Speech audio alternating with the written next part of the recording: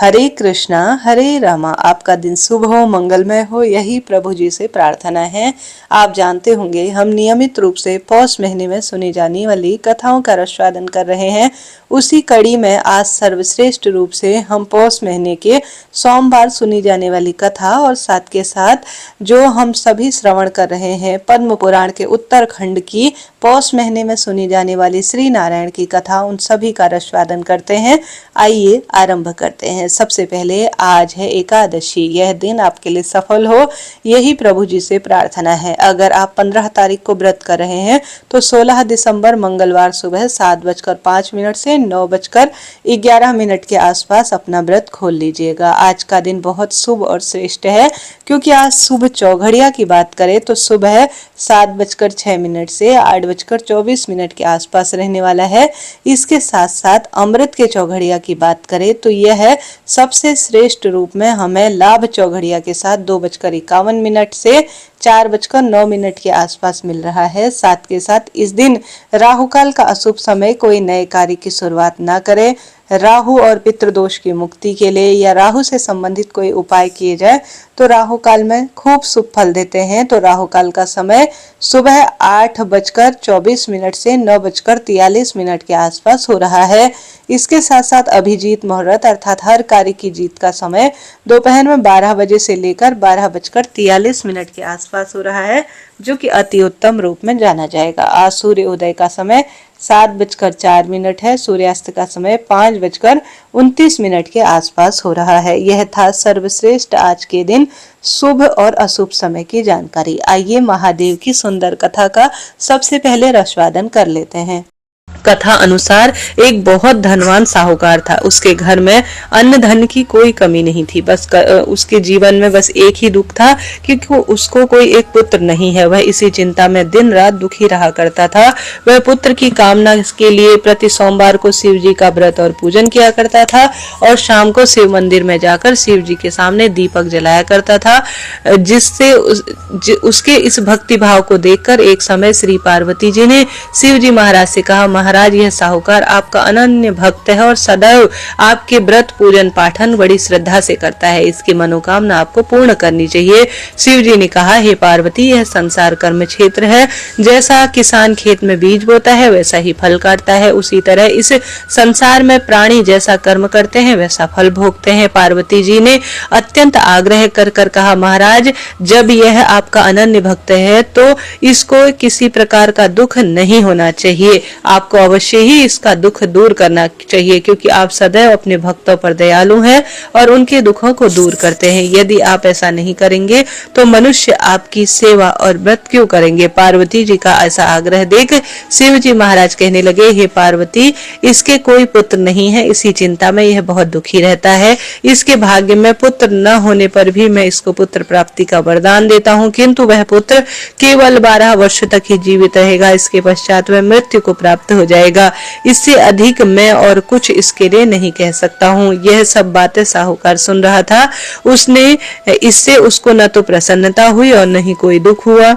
वह पहले जैसा ही शिव जी महाराज का व्रत और पूजन करता था। कुछ काल बीत जाने पर साहूकार की स्त्री गर्भवती हुई और 10वें महीने उसके गर्भ से एक अति सुंदर पुत्र की उसे प्राप्ति हुई। साहूकार के घर में अब खूब खुशियां मनाई गई, किंतु साहूकार ने केवल उसकी 12 वर्ष की ही आयु जानकर कोई अधिक प्रसन्नता नहीं की और नहीं किसी को यह भेद बताया। जब वह बालक 11 वर्ष का हो गया तो उस बालक की माता ने उसके पिता से विवाह के लिए कहा, तो साहूकार कहने लगे, अभी मैं इसका विवाह नहीं करूंगा, अपने पुत्र को काशी जी पढ़ने के लिए भेजूंगा। फिर साहूकार ने बालक के मामा को बुला लिया और बहुत सारा धन देकर कहा कि तुम इस बालक को काशी जी पढ़ने के लिए ले जाओ और रास्ते में जिस स्थान पर भी जाओ यज्ञ कराते हुए, ब्राह्मणों को भोज कराते हुए और दक्षिणा देते हुए जाना।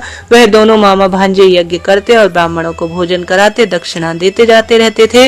रास्ते में उनको एक शहर पड़ा। उस शहर शहर में राजा की कन्या का विवाह था, परंतु जो राजकुमार विवाह करने के लिए आया था वह एक आंख से काना था। उसके पिता को इस बात की बड़ी चिंता थी कि कहीं वर को देखकर कन्या के माता पिता में किसी प्रकार की अड़चन पैदा न कर दे। इस कारण जब उसने अति सुंदर सेठ के लड़के को देखा तो उसके मन में विचार आया कि क्यों न इसका जो है दुराचार के समय अर्थात जो द्वार आचार होता है, द्वार पूजन, उस समय इस लड़के से ही काम चलाया जाए।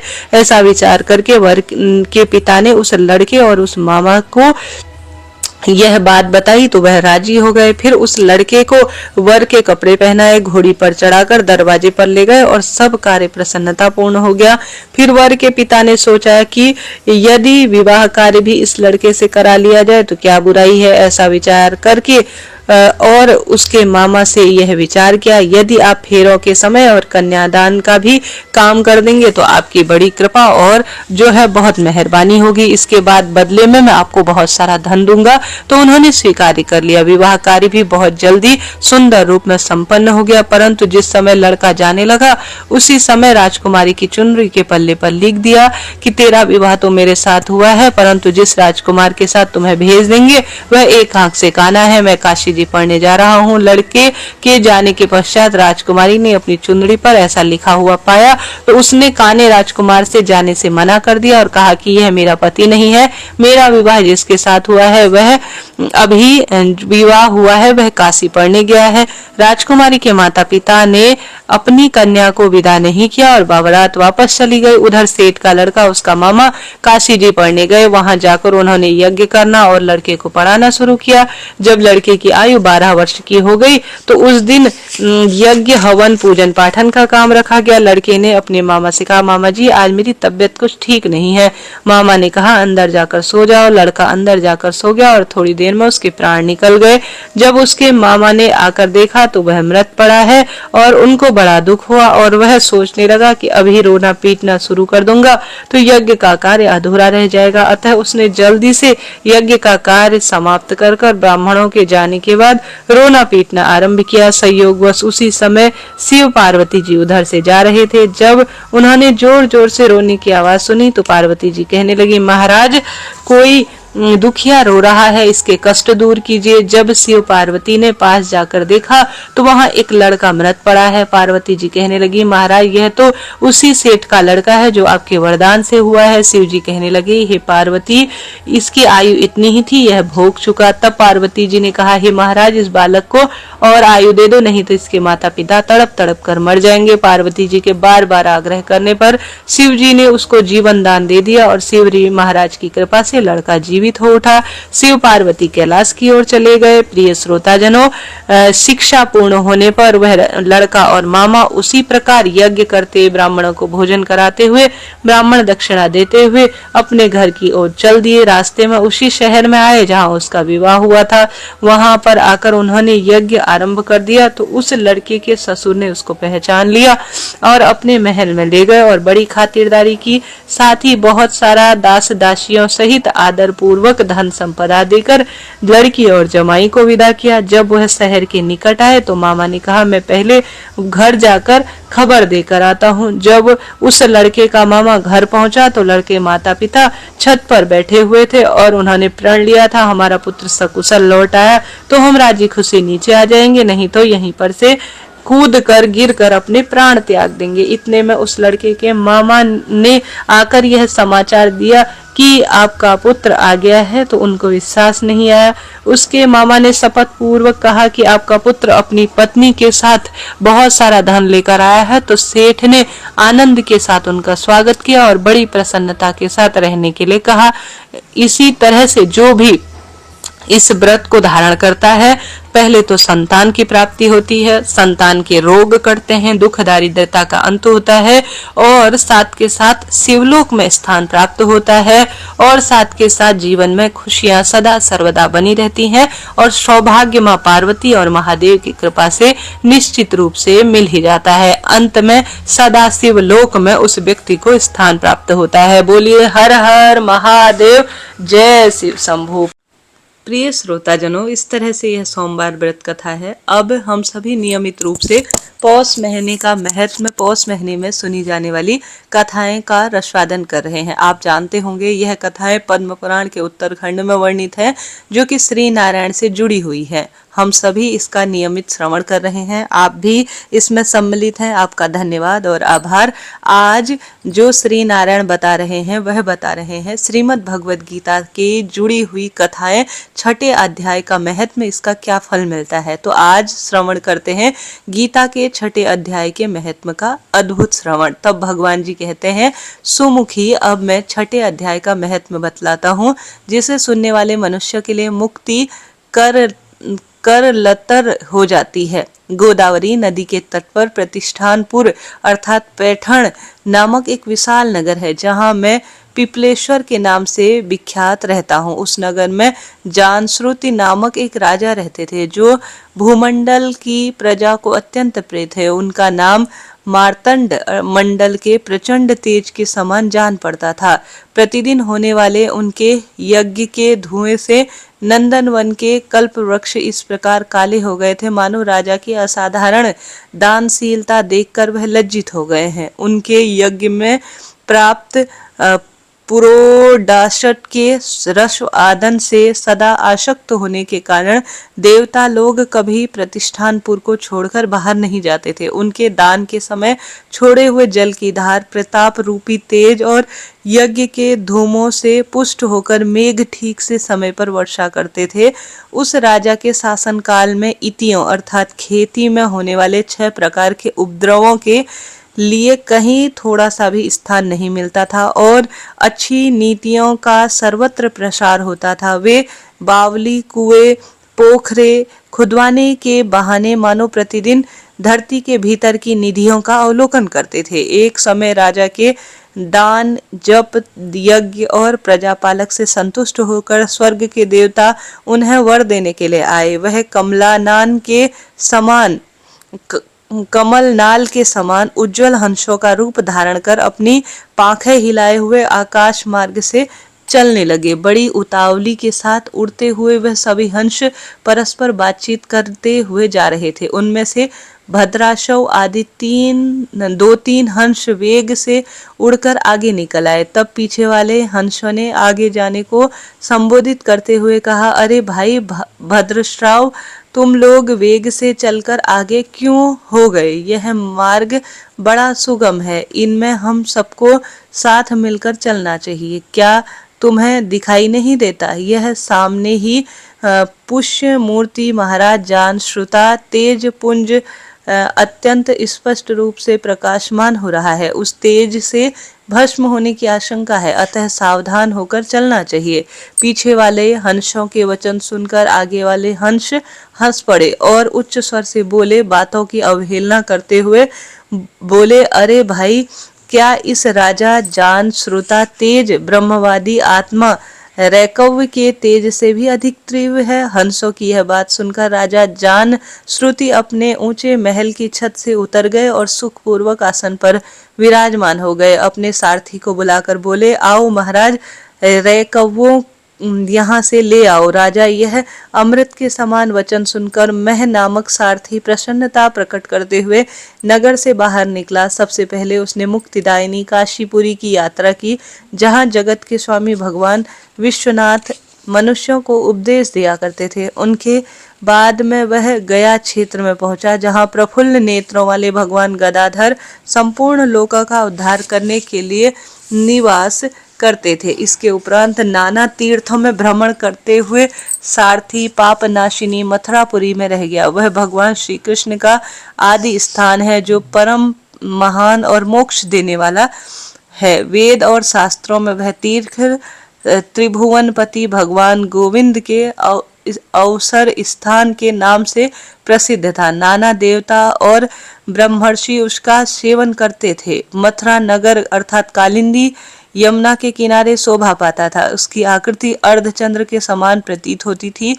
वह सब तीर्थों के निवास से परिपूर्ण था। परम आनंद प्रदान करने के कारण सुंदर प्रतीत होता था। गोवर्धन पर्वत के होने से मथुरा मंडल की शोभा और भी बढ़ गई थी। वह पवित्र वृक्षों और लताओं से आवृत है। उसमें 12 वन है। वह परम पुण्यमय तथा सबको विश्राम देने वाले श्रुतियों के सारभूत भगवान श्री कृष्ण की आधार भूमि है। इसके पश्चात मथुरा से पश्चिम और उत्तर दिशा की ओर बहुत दूर तक जाते हुए सारथी को काश्मीर नामक नगरी दिखाई दी, जहां शंख के समान उज्जवल गगनचुंबी महलों की पंक्तियां भगवान शंकर के 28 की भांति शोभा पाती थी। वहां ब्राह्मणों के शास्त्रीय आलाप सुनकर मूक मनुष्य भी सुंदर वाणी और पदों का उच्चारण करते हुए देवता के समान हो जाते थे। जहां निरंतर होने वाले यज्ञ धूम से पर्याप्त होने के कारण आकाशमंडल मेघों से घुलते रहने पर भी अपनी लालिमा नहीं छोड़ते। जहां उपाध्याय के पास आकर छात्र जन्मकालीन अभ्यास से ही संपूर्ण कलाएं स्वतः पढ़ लेते हैं। जहां शिरोमणि वाक्य नाम से प्रसिद्ध भगवान चंद्रशेखर देहधारियों को वरदान देने के लिए नित्य निवास करते हैं। कश्मीर के राजा माणिक्य सेन ने दिग्विजय में समस्त राजाओं को जीत लिया था, भगवान शिव का पूजन किया था, तभी से उनका नाम माणिकेश्वर हो गया। वहीं के मंदिर के दरवाजे पर महात्मा रैक एक छोटी सी गाड़ी पर बैठे अपने अंगों को खुजलाते हुए वृक्ष की छाया का सेवन कर रहे थे। इसी अवस्था में सारथी ने उन्हें देखा। राजा के बताए हुए भिन्न भिन्न चिन्हों से उसने शीघ्र ही रैकव्य को पहचान लिया और उनके चरणों में गिरकर प्रणाम किया और कहा, ब्राह्मण, आप किस स्थान पर रहते हैं? आपका पूरा नाम क्या है? आप तो सदा स्वच्छंद विचार करने वाले हैं, फिर यहाँ किस लिए ठहरे हैं? इस समय आपका क्या करने का विचार है? सारथी के ऐसे वचन सुनकर परम आनंद में निमग्न महात्मा रैकव्य कुछ सोचकर उनसे कहा, यद्यपि हम पूर्ण काम हैं, हमें किसी वस्तु की आवश्यकता नहीं, यद्यपि हम कोई भी हमारी मनोवृत्ति के अनुसार परिचर्या कर सकता है। रैकव्य के हार्दिक अभिप्राय को आदर पूर्वक ग्रहण करके सारथी धीरे से राजा के पास चल दिए। वहां पहुंचकर राजा को प्रणाम करके उन्होंने हाथ जोड़कर सारा समाचार निवेदन पूर्वक कहा। उस समय स्वामी के दर्शन से उनके मन में बड़ी प्रसन्नता थी। सारथी के वचन सुनकर राजा के नेत्र आश्चर्य से भर गए। सारथी वचन सुनकर राजा के नेत्र आश्चर्य से चकित होकर उनके हृदय में रैकव्या सत्कार करने की श्रद्धा जागृत हुई। उन्होंने 2 खच्चरियों से जुती हुई एक गाड़ी लेकर यात्रा की, साथ ही मोती के हार, अच्छे अच्छे वस्त्र और 1 सहस्त्र गौएं भी ले ली। कश्मीर मंडल में महात्मा रैक जहां रहते थे उस स्थान पर पहुंचकर राजा ने सारी वस्तुएं उनके आगे निवेदन से रख दी और पृथ्वी पर पकड़ साष्टांग प्रणाम किया। महात्मा रैक अत्यंत भक्ति के साथ चरणों में पड़े हुए राजा जान श्रुति पर कुपित हो उठे और बोले, हे शूद्र, तू दुष्ट राजा है, क्या तू मेरा वृतांत नहीं जानता? वह खच्चरियों से जुटी हुई अपनी ऊंची गाड़ी ले जा रहा है, ये वस्त्र, ये मोतियों के हार तथा यह दूध देने वाले गौएं भी वह स्वयं ले जा रहा है। इस तरह राजा देकर रैवक्य ने राजा के मन में भय उत्पन्न कर दिया। तब राजा ने श्राप के भय से महात्मा रैकव्य के दोनों चरण पकड़ लिए और भक्ति पूर्वक कहा, ब्राह्मण, मुझ पर प्रसन्न हो जाइए। ब्राह्मण, आप में यह अद्भुत महात्म कैसे आया? प्रसन्न होकर मुझे ठीक ठीक बतलाइए। रैकव्य कहा, राजन, मुझे प्रतिदिन गीता के 6 अध्याय का जप मैं नियमित रूप से करता हूँ। इसी से मेरी तजो राशि देवताओं के लिए भी दुस्सह है। इसके उपरांत परम बुद्धिमान राजा जानश्रुति ने यत्न पूर्वक महात्मा रैकव्य से गीता के 6 अध्याय का अभ्यास किया। उससे उनकी मोक्ष की मार्ग खुले और उनको मोक्ष प्राप्त हुई। इधर रैकव्य भी भगवान माणिक्य के समीप मोक्षदायक गीता के 6 अध्याय का जप करते हुए सुख पूर्वक रहने लगा। हंस का रूप धारण करके वरदान देने के लिए आए हुए देवता भी विस्मृत होकर अर्थात आश्चर्यचकित होकर स्वेच्छा अनुसार चले गए। जो मनुष्य सदा इस एक ही अध्याय का जप करता है वह भी भगवान विष्णु के स्वरूप को प्राप्त कर लेता है, इसमें तनिक भी संदेह नहीं है। तो इस तरह से आप सभी ने जाना कि किस तरह से गीता के 6 अध्याय का श्रवण करने से बहुत अधिक सुखों की प्राप्ति होती है। आपका धन्यवाद और आभार।